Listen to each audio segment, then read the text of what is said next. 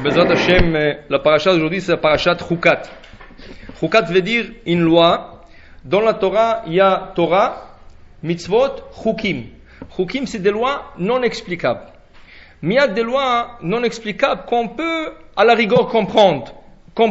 Qui veut dire, pourquoi ne pas mélanger le lait et la viande? Ceci est une chok. Mais aujourd'hui, la science est en train de l'expliquer. Pourquoi? Parce qu'il y a des enzymes dans notre corps et les enzymes n'arrivent pas à digérer le lait et la viande en même temps. Ils travaillent indépendamment. Quand ils doivent travailler ensemble, ils ne font pas leur travail. C'est pour ça que les gens reçoivent beaucoup d'ulcères. C'est une explication que la science donne pour le lait et la viande. Des autres vont expliquer sur un contexte mystique. La viande, c'est rouge, représente la mort. Le lait est blanc, ça représente la vie, et nous ne voulons pas mélanger la mort avec la vie.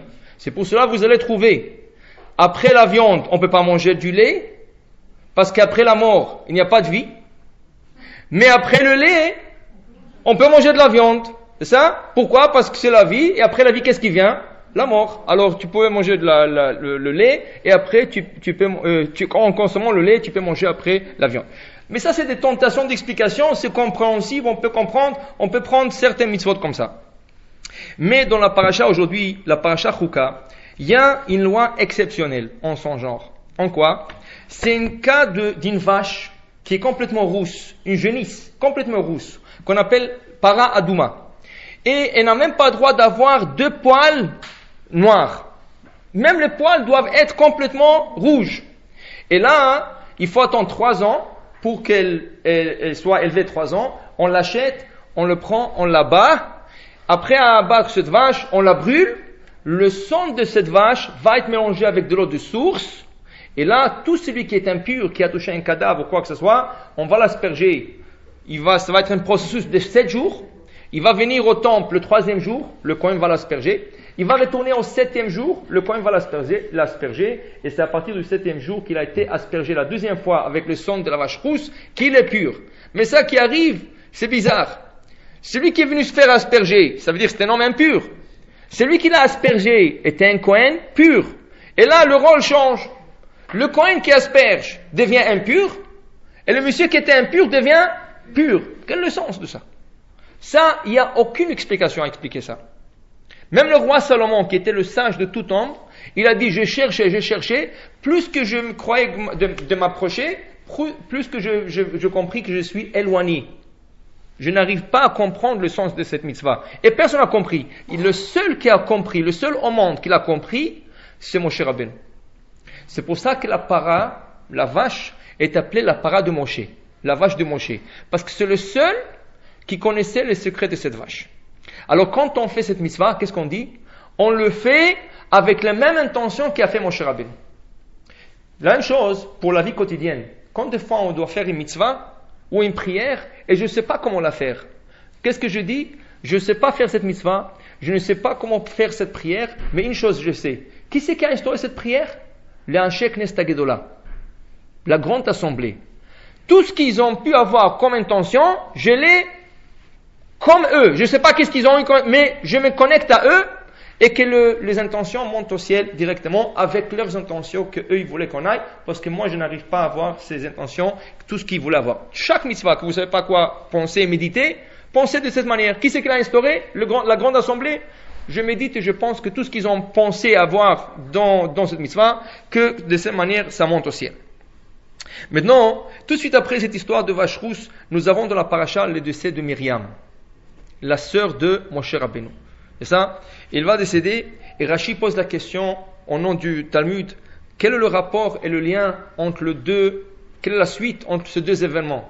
Ça veut dire on parle de la vache rousse, tout de suite on parle avec le décès de Myriam. Est-ce qu'il y a une connexion?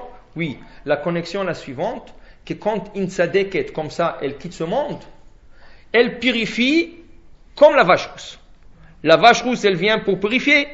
La mort d'un tzaddik, il vient purifier tous ceux qui restent en arrière. Il expie pour ceux qui restent en arrière. Et ça, c'est la connexion entre le décès de Myriam et la vache rousse.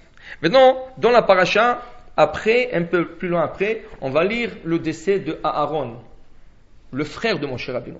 Lui aussi, à l'âge de 123 ans, il va quitter ce monde, ça, et il va monter sur une montagne qu'on va appeler Orahar, et là-bas il va trouver un petit caveau, et dans ce caveau il y aura un lit en or, avec une table de nuit. Sous la table de nuit il y aura un candélabre en or. Moshe va lui demander d'abord, il faut enlever tes habits, le habit de Kohen Gadol, le passer à ton fils Elazar, allonge-toi sur le lit. Il va s'allonger sur le lit, il va lui dire ferme la bouche, ferme les yeux, et dès qu'il ferme les yeux, il va quitter ce monde. Et Moshe Rabbeinu, il a eu envie de quitter le monde comme son frère. Une mort douce. On appelle ça une mort comme si Akadosh Baruch Hu l'avait embrassé, il avait pris son âme de ce monde, et Moshe va vouloir l'avoir, et à la fin de 120 ans de Moshe Rabbeinu, Hachem lui dira, la même mort que tu avais à ton frère, que tu la voulais, je te la donnerai. Maintenant, il y a un détail important dans la paracha qui, quand on parle du décès d'Aaron, c'est écrit pourquoi Aaron est décédé, où il est décédé. La paracha nous dit qu'il est décédé sur la frontière de la terre d'Édom. Édom, c'est les Édomites, le Esav, les enfants de Esav. Il est décédé juste à cette frontière. Quelle importance sur quelle frontière il est décédé? Il est décédé, il est monté sur une montagne qui s'appelle Orahar. On n'a pas besoin de savoir plus que ça. Pourquoi parler de la région où est-ce qu'il est décédé? Rashi nous dit la chose suivante. Pourquoi on parlait de la frontière d'Édom? Car c'est quand ils ont essayé de s'amitier et de faire une alliance avec les Édomites, qui n'avaient pas le droit de faire, à cause de cela, ils ont perdu ce tzaddik. Ce tzaddik a payé avec sa vie quand le peuple d'Israël a essayé de s'approcher à Édom quand ils n'avaient pas le droit. Qu'est-ce qu'ils ont essayé de faire? Ils ont essayé de passer par le territoire de Édom pour entrer en Israël.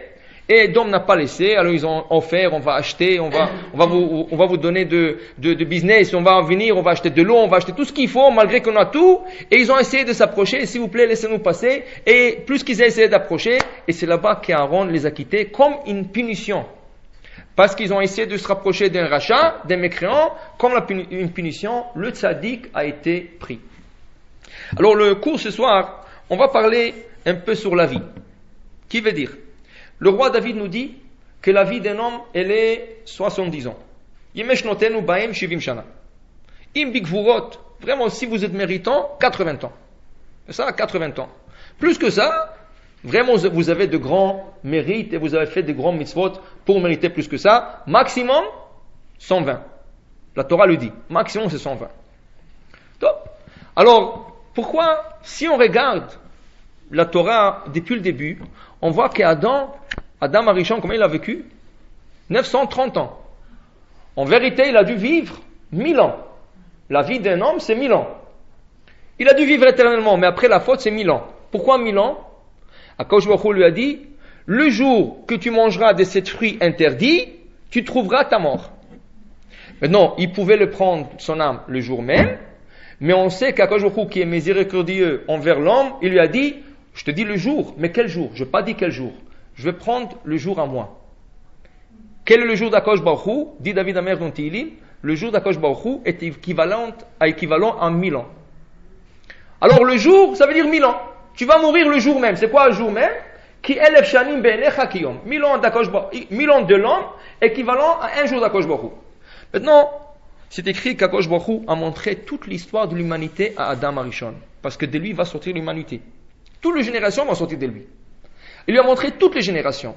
Il a passé un après l'autre, et il voit David Amelech. Mais il voit David Amelech, c'est un bébé qui va naître, et 3 heures plus tard, il va mourir. Alors Adam Arishon a dit comment? Un tzaddik comme ça, et comment il va écrire le livre de Tehillim? On ne l'aura pas. Est-ce que je peux lui offrir de ma vie? Akadosh Baruch Hu dit oui, si tu veux. Alors je lui offre 70 ans. Et Adam a offert 70 ans de sa vie à David. Akadosh Baruch Hu, il lui a emmené 2 témoins, ils ont signé un contrat, comme quoi Adam offre 70 ans de sa vie. Quand Adam, il a atteint 930 ans, et Akadosh Baruch Hu dit, voilà, ça y est, il faut que tu quittes ce monde. Il dit, non, tu m'as dit 1000 ans. Il dit, oui, mais tu as offert 70 ans. Non, je regrette. C'était trop vite.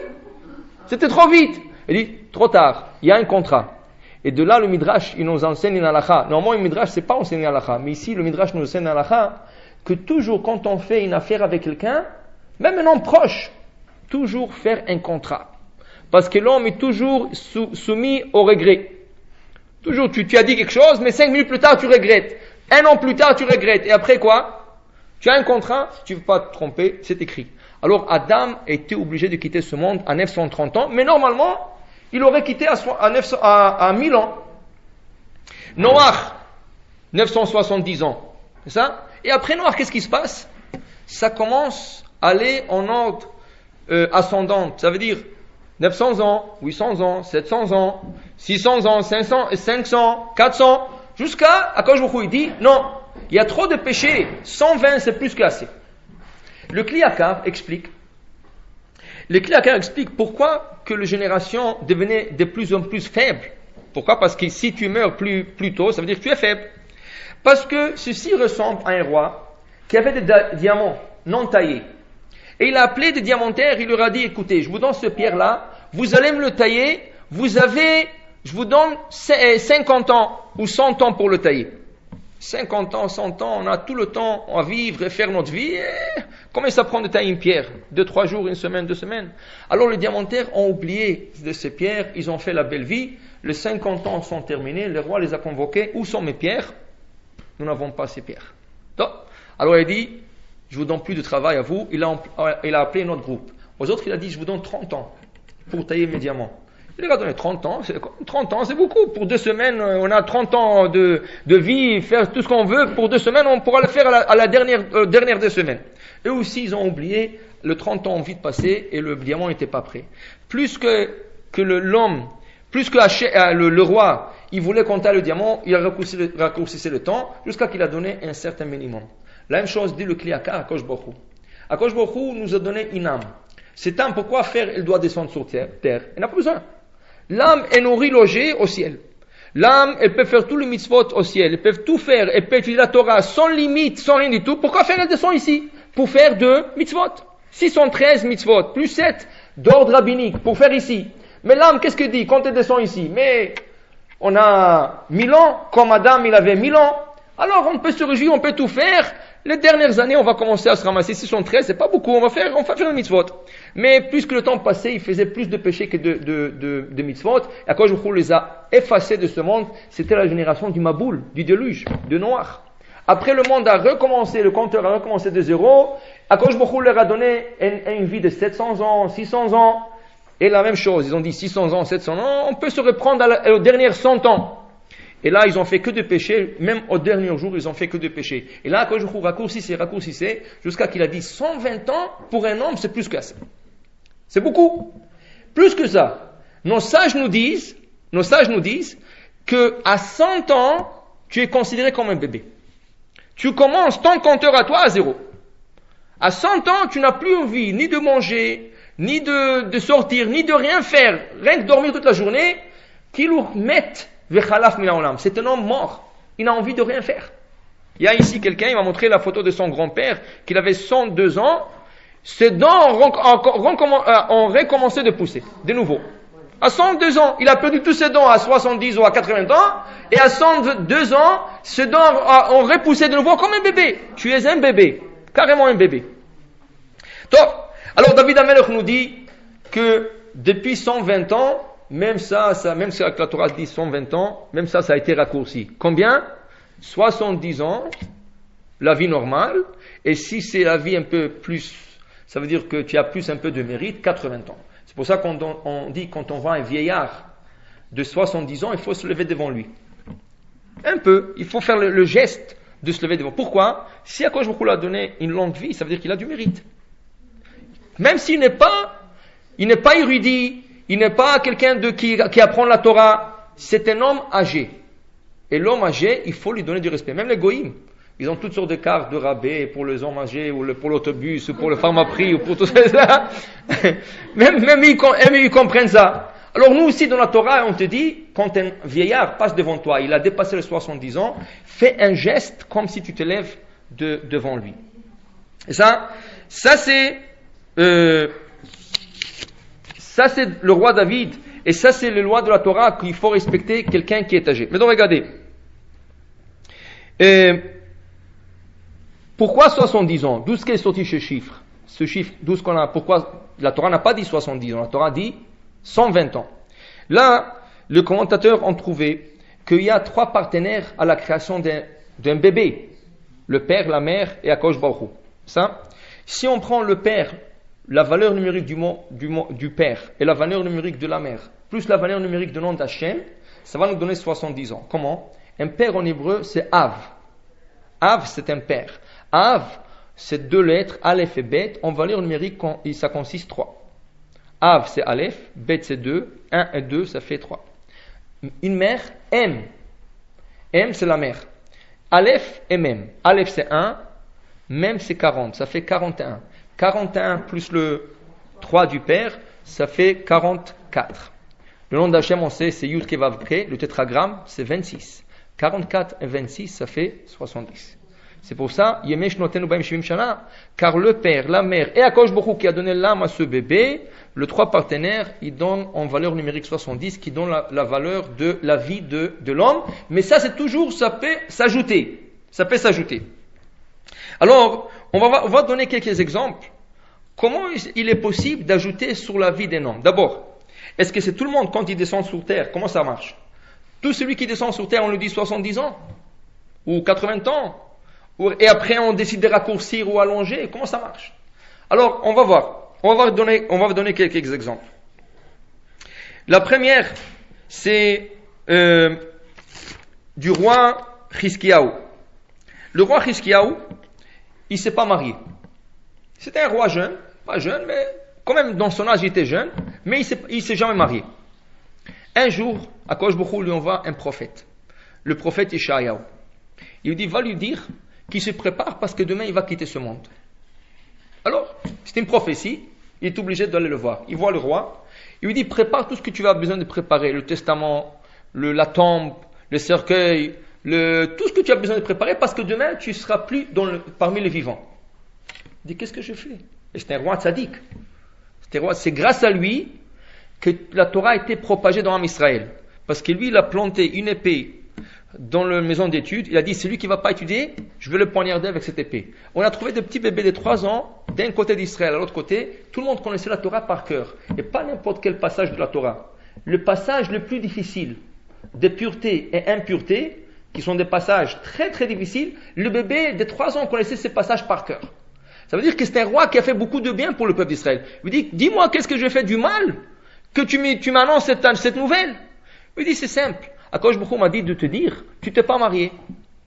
Et la première mitzvah dans la Torah, la première, quand Adam et Chava ont été créés, que la terre ne doit pas être vide. Il faut que vous allez vous multiplier et fructifier. C'est la première mitzvah dans toute la Torah. Et sur la première, tu l'as transgressé. Dans ce cas, quand je crois décider, c'est pas la peine que tu restes sur terre. Qu'est-ce qu'il répond pour se défendre? Il lui dit, écoute, moi aussi, j'ai une prophétie. C'est quoi la prophétie? J'ai vu que j'aurai des enfants qui vont être des idolâtres. Alors, est-ce que ça vaut la peine de se marier, avoir des enfants qui vont être contre Hachem? Alors, en vérité, en ne pas se mariant, je évite un problème. Et je voulais pas que mes enfants soient contre Hachem. J'ai préféré de laisser célibataires. Il lui dit, mais est-ce que maintenant, chacun qui va avoir une certaine prophétie va commencer à rentrer dans le détail d'Hachem? Si tes enfants sont idolâtres, c'est entre eux Akadosh Baruch Hu. Qu'est-ce que tu as, toi, à te mêler dans les affaires d'Akadosh Baruch Hu? Akadosh Baruch Hu a dit se marier. Si chacun fait le compte, il y a beaucoup qui ne vont pas se marier. Il faut faire les choses comme Akadosh Baruch Hu a recommandé. Tu n'as pas fait, tu vas mourir. Alors il lui dit, écoute, maintenant que tu m'as expliqué cela, je ne savais pas. J'étais ignorant dans ce sujet. Tu me l'as expliqué, toi tu as une fille. Toi, tu es un tzaddik. Je suis sûr que ta fille aussi, c'est un tzaddiket. Moi aussi, je suis tzaddik. C'était un tzaddik. On ne peut pas ignorer que c'était un tzaddik. Alors, peut-être le mérite de la fille qui est tzaddiket et lui qui est tzaddik, le mérite va faire que les enfants seront tzaddikim. Le prophète a été d'accord. Il lui a donné sa fille. Alors, c'était pas tout de suite qu'il a été d'accord. Il est sorti d'abord. Et Hachem lui dit, moi je suis d'accord. Toi, tu es d'accord? Il dit, oui, je suis d'accord. Alors, il dit, retourne. Retourne chez lui et dis-lui, je viens de lui ajouter 15 ans sur sa vie. Il lui a ajouté 15 ans. C'est tout. Pourquoi c'est tout? Oui, c'est pas beaucoup, c'est vrai. 15 ans, c'est pas beaucoup. Et pourquoi 15? Dis le Kliakar, pourquoi 15? Regardez. L'homme et la femme. Ish, Isha. Ish, Isha, ils ont deux lettres en commun. Ish c'est Aleph, Yud, Shin. Isha c'est Aleph, Shin, He. Ça veut dire que le Aleph et Shin, les lettres Aleph et Shin, sont communs dans le nom de l'homme et l'homme de la femme. Qu'est-ce qu'il y a chez l'homme qui n'y a pas chez la femme? L'homme, il a la lettre Yud. Et la femme, elle a la lettre He. Faisons la valeur numérique de 2. Yud en valeur numérique, c'est 10. He en valeur numérique, c'est 5. 10 et 5, ça fait 15. Une fois qu'il a décidé de se marier, on lui a ajouté 15 ans. Il se mariait avec la fille de prophète.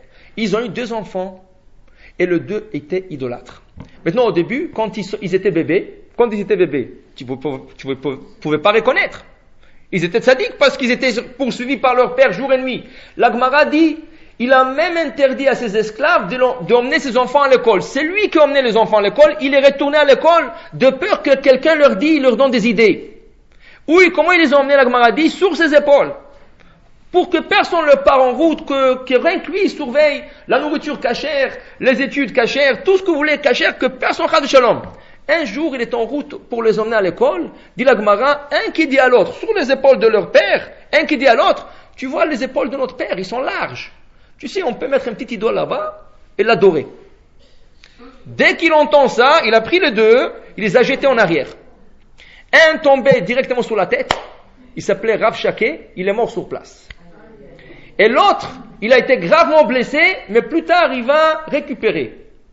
Il va s'appeler Ménaché, qui va devenir le prochain roi après son père, et c'est un des rois les plus idolâtres que le peuple d'Israël a eu, qui va poser 2 veaux en or, un veau à la rentrée de Jérusalem, l'autre dans le temple, et il a forcé tout le peuple à se prosterner devant ce veau.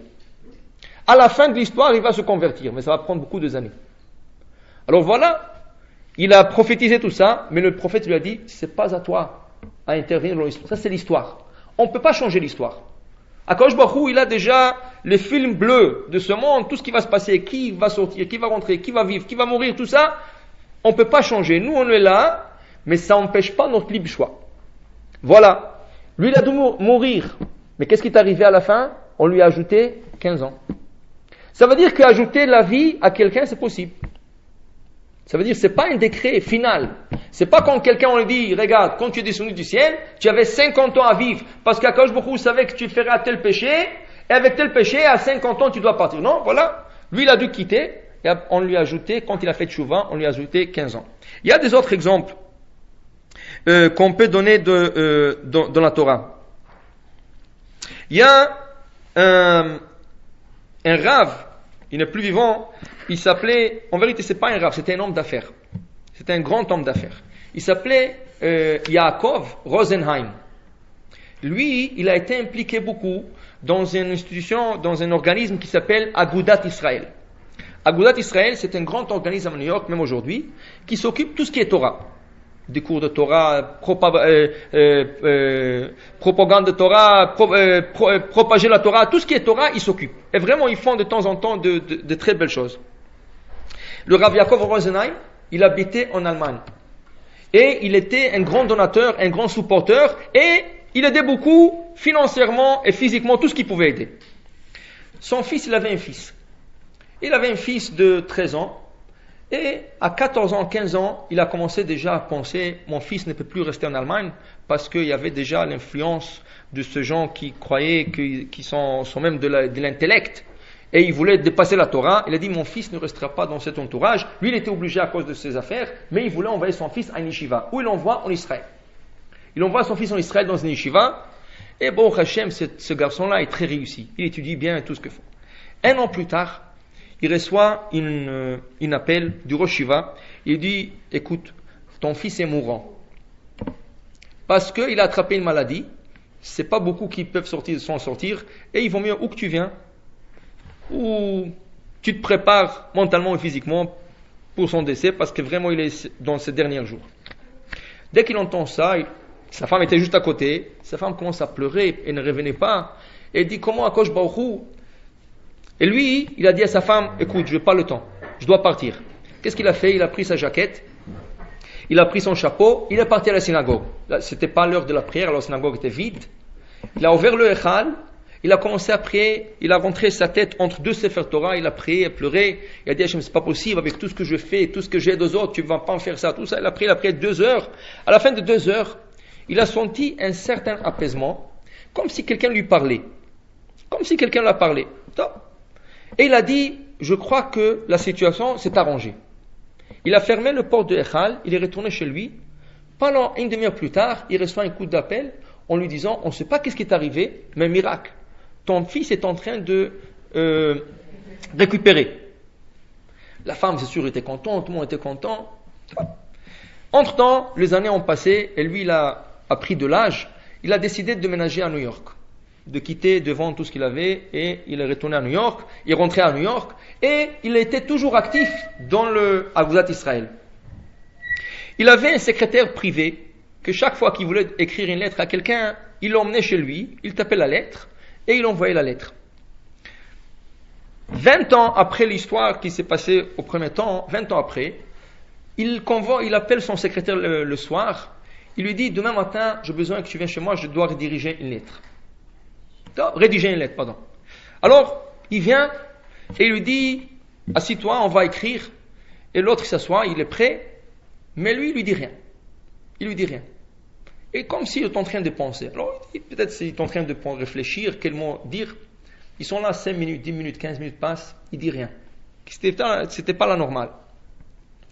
1 heure passe, et toujours le silence dans la chambre, et l'autre, celui qui doit taper, il commence à être nerveux. Qu'est-ce qui se passe? C'est la première fois que ça arrive. 5 minutes plus tard, il y a quelqu'un qui frappe à la porte, et il lui dit, va ouvrir la porte. Il va, il ouvre la porte, qui sait, c'était le facteur.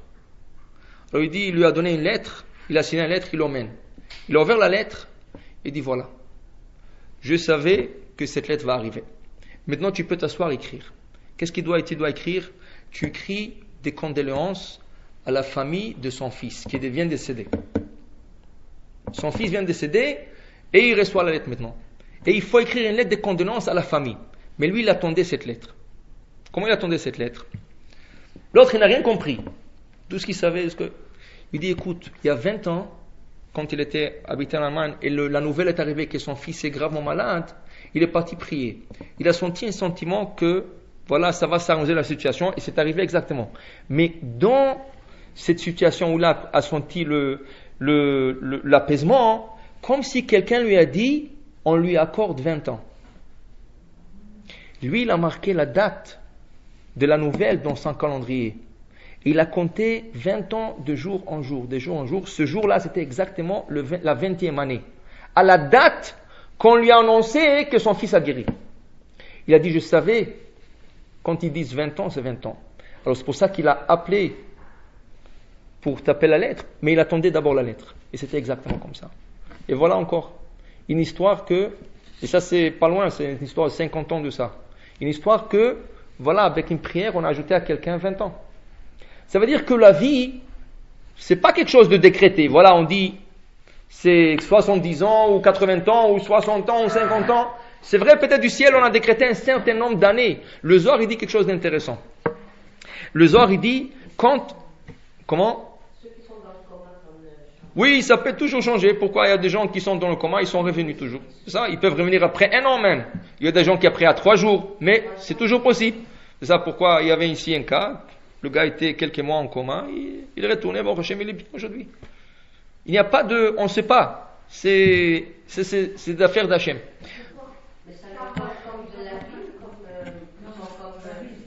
Ça veut dire qu'il y a un certain décret, et une fois qu'ils sont au ciel, il y a comme une bataille qui se passe.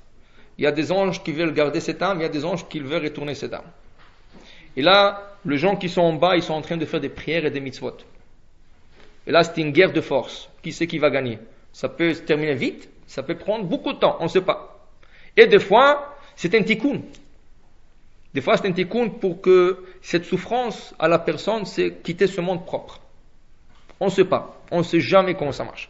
Mais regardez, on voit que ce n'est pas des choses fixes. Et le Zohar explique une chose d'intéressant. Le Zohar, il dit, chaque neshama, quand elle descend sur terre, on lui accorde de nombre de paroles qu'il doit parler sur terre. Combien de paroles la personne doit parler sur terre, on lui accorde. C'est pour ça qu'on dit qu'il ne faut pas parler beaucoup.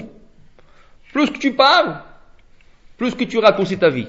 Il y a une chose que dans le maxime de Père ils disent. Il y a une chose qui peut allonger la vie. C'est quoi? Parole de Torah. À part le silence. Le silence, c'est rien qu'une barrière pour qu'on n'avance pas de l'autre côté.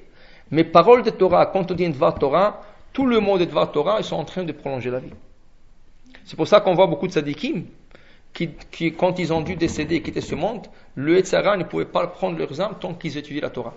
Le roi David, il a vécu 70 ans juste. Et le jour de son décès, il ne savait pas le jour, mais il savait que ça va être un Shabbat, un samedi. Alors chaque samedi, il disait le livre des Tehillim il répétait le livre des Tehillim plusieurs fois. Il répétait, tant qu'il disait le livre des Tehillim, le Satan ne pouvait pas prendre son âme. Comment le Satan il a eu son âme à la fin? Il a fait un bruit dans son jardin.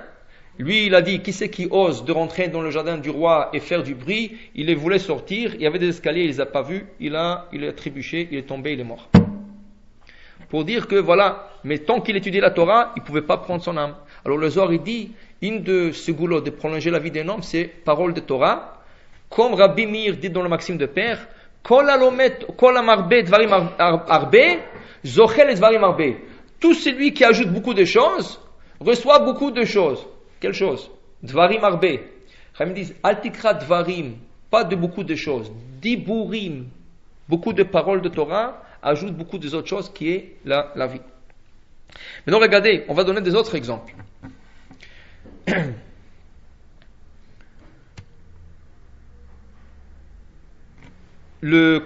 L'histoire des frères de Yosef. Pour rappeler l'histoire des frères de Yosef, toujours il leur disait ce rêve, et les frères de Yosef voulaient à un certain moment de le tuer. Ils ont formé un tribunal pour tuer Yosef. Qu'est-ce qui arrive le jour qu'ils ont décidé de le tuer? Ils l'ont attrapé, ils l'ont déshabillé, ils voulaient le tuer. Il y a un frère, Reuven, l'aîné. Il dit non, on ne va pas le tuer. Il y a un puits. On va le jeter dans le puits. La Torah nous dit, le puits était vide. Il n'y avait pas d'eau. Et la Gemara dit, qu'est-ce que ça veut dire qu'il n'y avait pas d'eau? On sait si le puits était vide, c'est sûr qu'il n'y a pas d'eau. Mais la Gemara dit, qu'est-ce qu'il y avait dans le puits? Des serpents et des scorpions.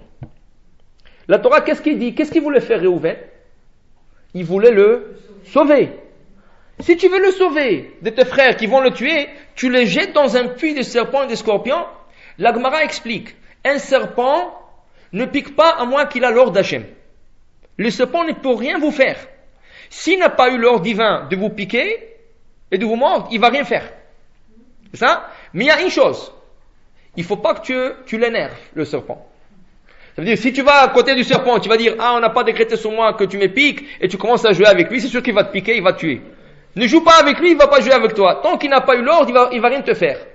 Mais, si tu t'approches ou tu lui fais quelque chose de mal, c'est sûr qu'il va te piquer ou te mordre. Alors regardez, la Gemara dit, quand ils ont pris Yosef, ils l'ont jeté dans le puits. Où étaient les serpents? Les serpents en pluriel, il y avait plusieurs. Ils étaient en bas. Ça veut dire quand il est tombé, il tombait sur eux. Même si ça n'a pas été décrété qu'il pique, il est tombé sur eux, il est en train de leur hériter. C'est ça? Alors c'est sûr. Alors, Reuven, tu veux le sauver de la main de tes frères? Pourquoi tu le jettes là-bas? Le puits n'avait pas d'eau, mais il y avait des serpents et des scorpions. Tu n'as pas peur que les serpents et les scorpions vont le tuer? Comment? Oui, mais c'est trop tard. Il va être piqué, il va mourir. Ça prend une seconde pour le piquer. Explique le roi Chaim Akadosh que si le serpent n'avait pas l'ordre de tuer Yosef, il aurait rien fait, même s'il est tombé sur eux. Alors, comment? Si le serpent n'a pas eu l'ordre d'Hachem de mordre Yosef, il l'aurait pas fait. Maintenant, Reuven, est-ce qu'il a vu le serpent ou pas? Le roi Chaim Akadosh, il a dit, oui, il a vu le serpent.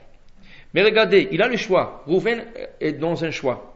Je le laisse entre les mains de mes frères, ils vont le tuer. Je le laisse entre le dent de serpent, ils vont le mordre. Mais je sais que le serpent, il y a encore une possibilité qu'il soit sauvé si Hachem le protège. Mais, dit le roi Chaim Akadosh, quand un homme veut tuer un homme, Hachem n'interfère pas. Ça veut dire il le laisse. Si quelqu'un veut tuer quelqu'un, Hachem le laisse. Là, qu'est-ce qui est mieux? De le laisser entre les mains de ses frères, et ils vont le tuer, c'est pour sûr. Ou le laisser tomber dans un puits de serpent qui a toujours espoir qu'Hachem va le protéger. Il valait mieux un puits de serpent qu'entre les mains de ses frères. Et comment tu dis ça? Comment tu dis ça? C'est possible que quelqu'un tue quelqu'un avant son temps? Ça veut dire, si on a dit à quelqu'un au ciel, on a dit qu'il doit vivre normalement 70 ans. Il vient quelqu'un, un assassin, il va le tuer à 65 ans. C'est possible? On va pas le protéger du ciel? Comment on n'a pas décrété 65, on a décrété 70 ans? Normalement, Hachem doit interférer. Comment on explique cela? L'explication, c'était par un passage dans le Talmud. Dans le Talmud, c'est écrit que le Satan, il fréquentait un grand rave dans le Talmud qui s'appelait Rabbi Yoshua ben Levi. Entre-temps qu'il lui parle, il y a le messager du Satan qui vient, et le Satan lui dit, écoute, moi je suis occupé maintenant. Va me chercher l'âme de Myriam, la coiffeuse. Myriam la coiffeuse. L'autre il est parti, il s'est trompé de la femme. Au lieu d'amener Myriam la coiffeuse, il a emmené Myriam qui travaille avec les petits-enfants. Le Satan il voit la femme, il dit, mais c'est pas elle que je te demandais. Je te dis l'autre, sa voisine. Ok, est-ce que tu veux que je la retourne? Non, tu l'emmènes, c'est trop tard, laisse-la. Va chercher l'autre quand même. Alors comment une âme a été prise par erreur? Et qu'est-ce qu'il fait le Satan? Il va pas la retourner. Une fois prise, tu la laisses. Qu'est-ce qu'on voit? Cette femme-là, elle est décédée avant son temps. Elle est décédée avant son temps. Ça veut dire que ce n'est pas des erreurs. Oh, je ne sais pas si on peut les appeler des erreurs. Mais il est possible, quelqu'un qui a été décrété un certain nombre d'années, que ça peut se raccourcir. Alors dire Réhouven, je sais que même si Yosef a été décrété une longue vie, à la fin combien? 110. En vérité, Yosef a été décrété 120. 120. Seulement on lui a raccourci 10 ans de sa vie. Pourquoi? Parce que quand ses frères lui ont parlé, ils ont dit, ton maître, notre père. Quand on s'est adressé, il a toujours demandé après son père, est-ce que votre père est vivant? Est-ce que votre père est bien? Ils ont dit toujours, par respect, ton maître, notre père. Ça a été dit 5 fois dans la Torah, et ça a été répété par les traducteurs. Hachem lui dit, 10 fois tu as causé, qu'on a parlé de ton père comme ton esclave, on va te raccourcir pour chaque fois 1 an de ta vie. Alors au lieu de 120 ans, il a vécu que 110 ans. Alors c'est 110 ans quand même. Mais si Reuven l'aurait laissé à 17 ans, entre le maître de son frère, il serait mort à 17 ans avant 110 ans même. Il fallait absolument que Reuven le sauve. Mais la seule manière qu'il y avait en ce moment, c'est de le jeter dans un puits de serpent, et là-bas il y avait espoir. Et la preuve, il a été sauvé d'un puits de serpent.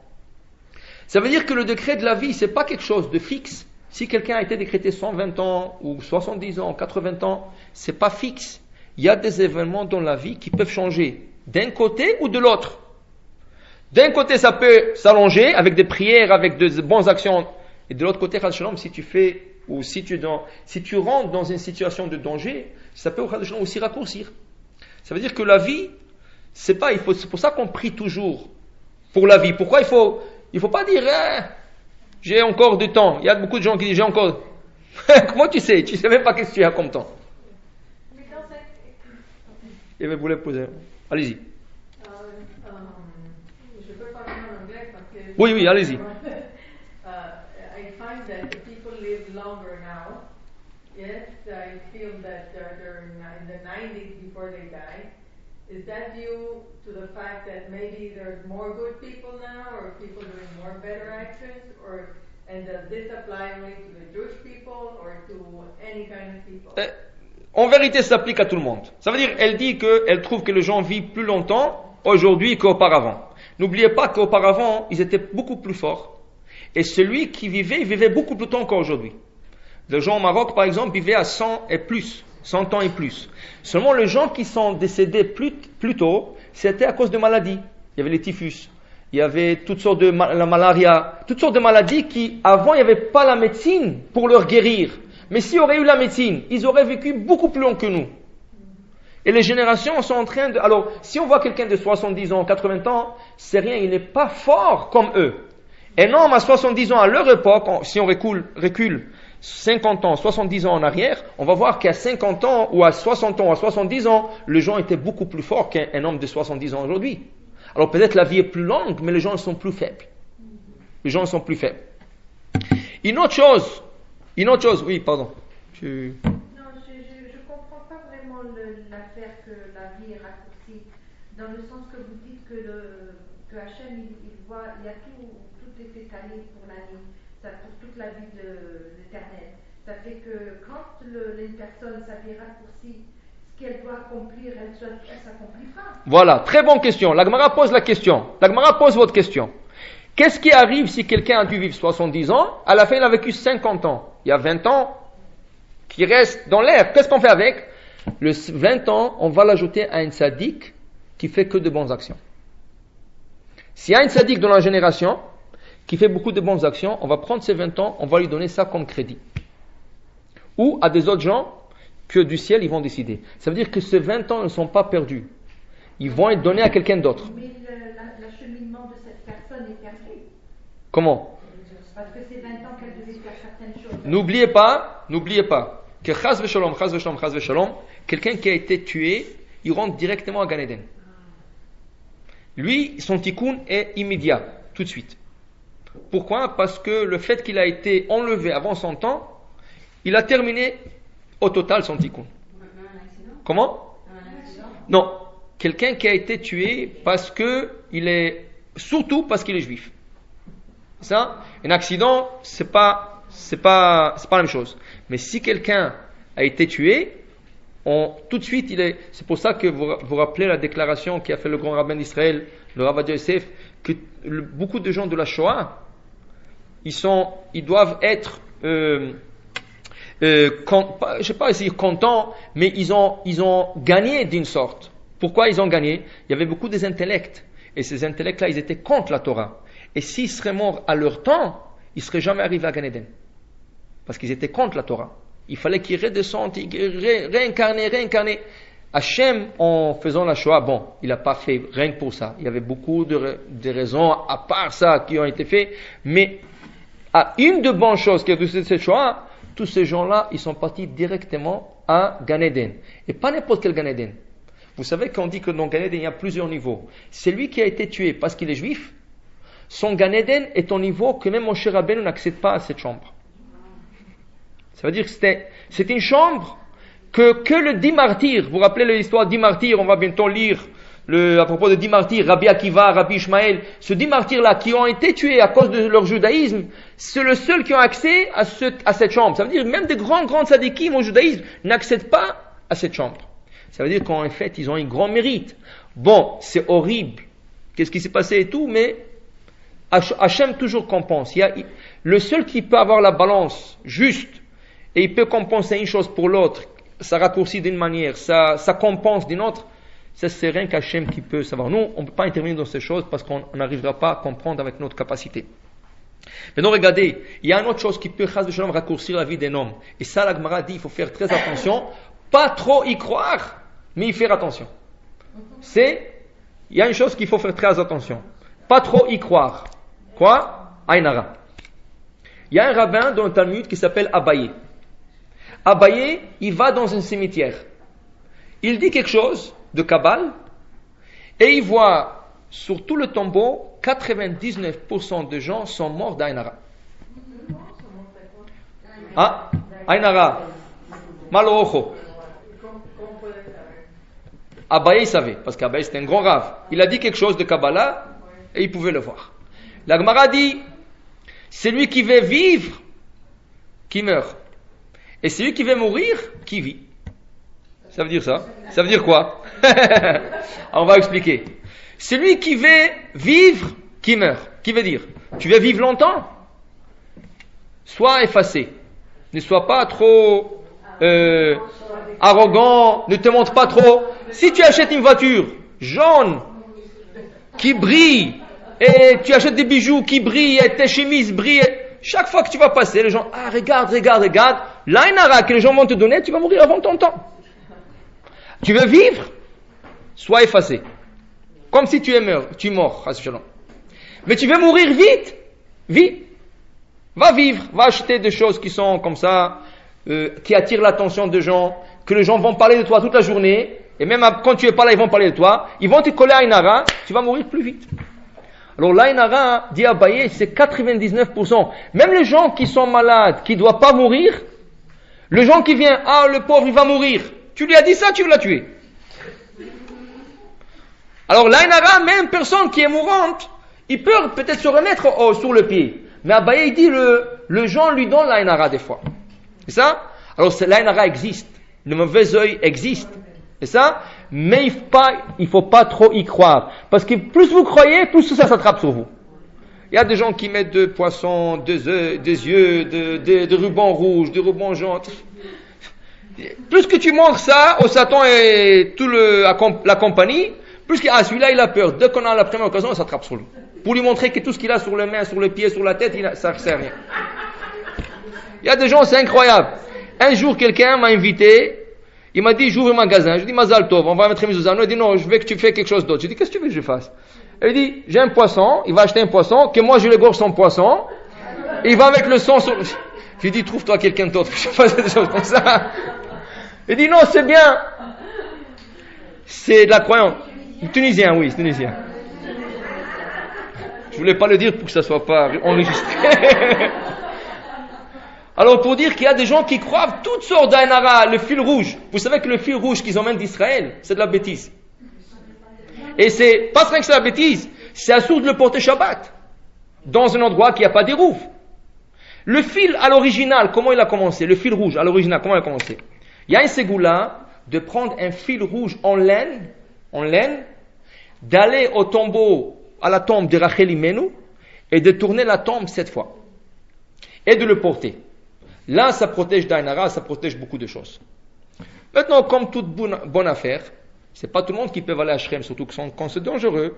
Alors, ils ont commencé à sortir des autres tzadikim. Ce tzadik-là, on va tourner. Et après ça, il y a des gens qui sont plus malins que ça. Je vais aller à Beersheba, je vais acheter des fils, je vais le couper. Je m'assois là-bas à côté de la tombe, je vais vendre toute la journée.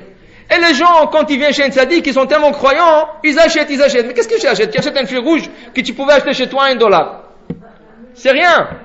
À moins que tu l'as fait toi-même, à moins que tu as pris le fil en laine toi-même de ta maison, tu sais d'où il vient, et tu es parti sur le tombeau de la tzaddiket, ou le tombeau de tzaddik, et tu as entouré 7 fois la tombe, et tu as fait tes prières et tout ce qu'il faut, là ça va. Même là, ça serait une question Shabbat pour le poté, mais c'est sûr que plus que le fil qu'on te vend n'importe quoi dans la rue. Les gens achètent pour la famille, ils emmènent tout un paquet avec. Tu le fais plus de péché de leur donner porter sa Shabbat. Comment? C'est la mode? C'est pas la mode, je sais pas si c'est la mode. Comment? Pas du tout. Est-ce que quand vous allez dans une grande soirée, vous allez porter ça comme bijou? Même une montre. Pour ceux qui portent pas une montre Shabbat. Pourquoi on porte pas la montre Shabbat? Sauf si c'est une montre en or. Parce qu'on dit que la montre, si elle s'arrête quand vous êtes dans un public, vous êtes obligé de la prendre et la jeter et la laisser là-bas. Est-ce qu'il y a quelqu'un qui va jeter sa montre dans le domaine public? Non. De peur que la batterie arrête. Bon, tu dis, j'ai un Rolex, mais même un Rolex peut s'arrêter. C'est ça, même un Rolex peut s'arrêter. Et qu'est-ce que le Shabbat que ça arrivera et ça arrêtera? Est-ce que tu la jetteras? Non. Sauf si c'est une montre en or. Si c'est une montre en or, même si elle s'arrête, elle est considérée comme un bracelet. Un bracelet en or. Alors, sauf si c'est carrément or, on essaye. Maintenant, il y a beaucoup qui permettent. Mais il faut savoir, le jour que ça s'arrête, vous la laissez là-bas. Alors, c'est à votre risque. C'est pour ça que beaucoup préfèrent de ne pas porter la montre Shabbat. Mais c'est permis. Je n'ai pas dit c'est interdit. C'est permis, mais de préférence de ne pas apporter. Rien que je vais terminer, laissez-moi terminer ça, avant que je vous donne le temps en question. Alors, c'est ça, pour dire que là, on parle dans la paracha. On a commencé tout ça, pourquoi? À cause de Aaron à Cohen. Comme la Torah dit, il est décédé au Rahar sur la frontière d'Édom. Et Rashi ajoute ce détail. Pourquoi ce détail? Rashi ajoute le commentaire sur le détail de frontière d'Édom, on a perdu Aaron. Pourquoi? Parce qu'ils ont essayé d'assamitié avec Édom, qui n'avait pas droit. Alors ce tzaddik est parti avant son temps. Il aurait vécu un peu plus. Parce que Moshe, il va vivre un peu plus. Lui, il aurait aussi vécu un peu plus. Il est décédé le premier du mois de Av. Rosh Chodesh Av, il est décédé. Mais il aurait vécu un peu plus. Si on n'aurait pas fait ça, alors on dit voilà, on a pris le tzaddik. Ça veut dire que la vie, c'est quelque chose qui peut se prendre un peu avant, dépendant du ciel, mais une chose est sûre. Si tu fais chesed, si tu fais beaucoup d'actes de bonté, si tu apprends la Torah, tu peux être assuré que la vie peut être que plus longue, parce que la Torah, elle protège. Et la Gemara dit, la Torah protège non seulement quand tu l'étudies, même quand tu l'étudies pas, la Torah te protège, alors, Hashem, si on étudie, si on fait des actes de bonté, on peut que avoir une longue vie. Amen. Je vous laisse le